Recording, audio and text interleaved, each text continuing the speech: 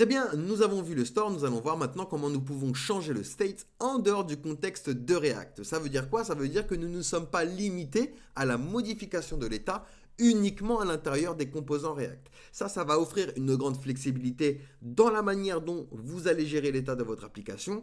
Par exemple, imaginons que vous avez une fonction dans un fichier utilitaire qui doit mettre à jour une partie spécifique de l'état en réponse à une certaine action, mais cette fonction ne va pas être directement liée à un composant React particulier. Avec Zusten, on va pouvoir simplement importer le store et utiliser ces fonctions de mise à jour dans cette fonction utilitaire. Ça va nous permettre de centraliser la logique de gestion de l'état et de la réutilisation à différents endroits de votre application sans avoir besoin de passer les données via des props ou de déclencher des événements personnalisés.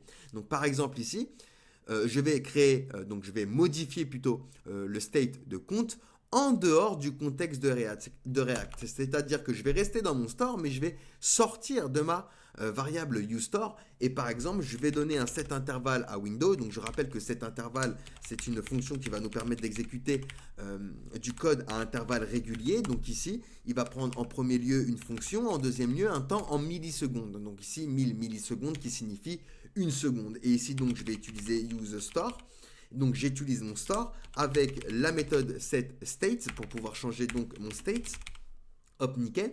Et donc il va récupérer le state initial et me retourner donc le nouveau state. Donc ici, count, state.count plus 1. Et maintenant, toutes les secondes, il va incrémenter mon compteur de 1. Et ici, vous voyez, 3, 4, etc., etc. J'incrémente bien toutes les secondes, donc mon compteur. Donc ici, nous avons changé le state en dehors du contexte de React en utilisant donc notre hook uStore.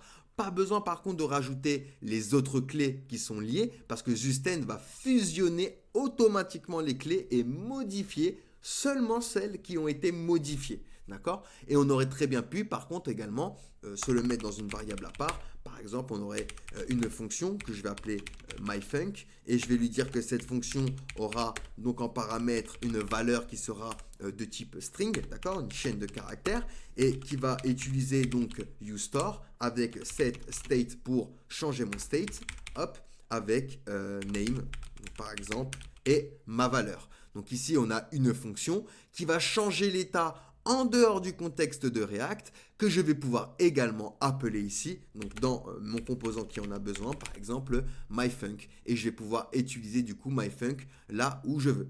Donc voilà comment on peut changer du coup l'état en dehors du contexte de React avec Zustand. Allez, posez-moi des questions si vous en avez, sinon nous allons pouvoir passer du coup à la suite.